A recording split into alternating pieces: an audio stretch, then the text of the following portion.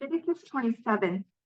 The Lord said to Moses, "Give the following instructions to the people of Israel. If anyone makes a special vow to dedicate someone to the Lord by paying the value of that person, here's the scale of values to be used. A man between the ages of 20 and 60 is valued at 50 shekels of silver, as measured by the sanctuary shekel. A woman of that age is valued at 30 shekels of silver. A boy between the ages of 5 and 20 is valued at 20 shekels of silver. A girl of that age is valued at 10 shekels of silver. A boy between the ages of 1 month and 5 years is valued at 5 shekels of silver. A girl of that age is valued at 3 shekels of silver. A man older than 60 is valued at 15 shekels of silver. A woman of that age is valued at 10 shekels of silver. If you desire to make such a vow but cannot afford to pay the required amount, take the person to the priest. He will determine the amount for you to pay based on what you can afford. If your vow involves giving an animal that is acceptable as an offering to the Lord, any gift to the Lord will be considered holy. You may not exchange or substitute it for another animal, neither a good animal for a bad one, nor a bad animal for a good one. But if you do exchange one animal for another, then both the original animal and its substitute will be considered holy. If your vow involves an unclean animal, one that is not acceptable as an offering to the Lord, then you must bring the animal to the priest. He will assess its value, and his assessment will be final, whether high or low. If you want to buy back the animal, you must pay the value set by the priest plus 20%. If someone dedicates a house to the Lord, the priest will come to assess its value. The priest's assessment will be final, whether high or low. If the person who dedicated the house wants to buy it back, he must pay the value set by the priest plus 20%. Then the house will again be his. If someone dedicates to the Lord a piece of his family property, its value will be assessed according to the amount of seed required to plant it. 50 shekels of silver for a field planted with 5 bushels of barley seed. If the field is dedicated to the Lord in the year of Jubilee, then the entire assessment will apply. But if the field is dedicated after the year of Jubilee, the priest will assess the land's value in proportion to the number of years left until the next year of Jubilee. Its assessed value is reduced each year. If the person who dedicated the field wants to buy it back, he must pay the value set by the priest plus 20%. Then the field will again be legally his. But if he does not want to buy it back and it is sold to someone else, the field can no longer be bought back. When the field is released in the year of Jubilee, it will be holy, a field specially set apart for the Lord. It will become the property of the priests.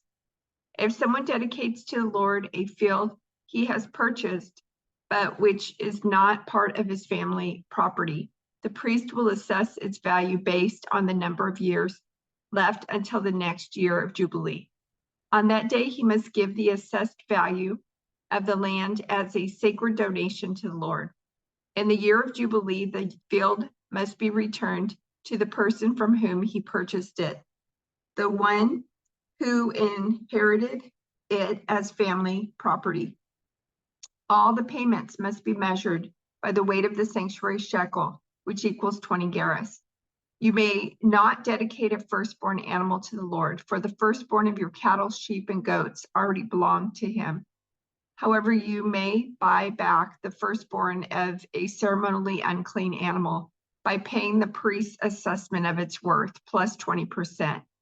If you do not buy it back, the priest will sell it at its assessed value. However, anything specially set apart for the Lord, whether a person, an animal, or family property, must never be sold or bought back. Anything devoted in this way has been set apart as holy, and it belongs to the Lord. No person specially set apart for destruction may be bought back. Such a person must be put to death. 1/10 of the produce of the land, whether grain from the fields or fruit from the trees, belongs to the Lord. and must be set apart to him as holy. If you want to buy back the Lord's tenth of the grain or fruit, you must pay its value plus 20%. Count off every 10th animal from your herds and flocks and set them apart for the Lord as holy. You may not pick and choose between good and bad animals, and you may not substitute one for another. But if you do exchange one animal for another, then both the original animal and its substitute will be considered holy and cannot be bought back. These are the commands that the Lord gave through Moses on Mount Sinai for the Israelites. A year after Israel's departure from Egypt, the Lord spoke to Moses in the tabernacle in the wilderness of Sinai. On the first day of the second month of that year, he said, "From the whole community of Israel, record the names of all the warriors by their clans and families. List all the men 20 years old or older who are able to go to war. You and Aaron must register the troops, and you will be assisted by one family leader from each tribe. These are the tribes and the names of the leaders who will assist you. Tribe: Reuben, leader, Eleazar, son of Shedeur. Simeon, Shalumiel, son of Zurishaddai. Judah, Nahshon, son of Amminadab. Issachar, Nathaniel, son of Zuar. Zebulun, Eliab, son of Helon. Ephraim, son of Joseph, Elishama, son of Amminahud. Manasseh, son of Joseph, Gamaliel, son of Pedazur. Benjamin, Abidan, son of Gideon. Dan, Ahiezer, son of Ammishaddai. Asher, Pagiel, son of Okran. Gad, Elisaph, son of Dul. Naphtali, Ahira, son of Enan. These are the chosen leaders of the community, the leaders of their ancestral tribes, the heads of the clans of Israel. So Moses and Aaron called together these chosen leaders, and they assembled the whole community of Israel on that very day. All the people were registered according to their ancestry by their clans and families. The men of Israel who were 20 years old or older were listed one by one, just as the Lord had commanded Moses. So Moses recorded their names in the wilderness of Sinai.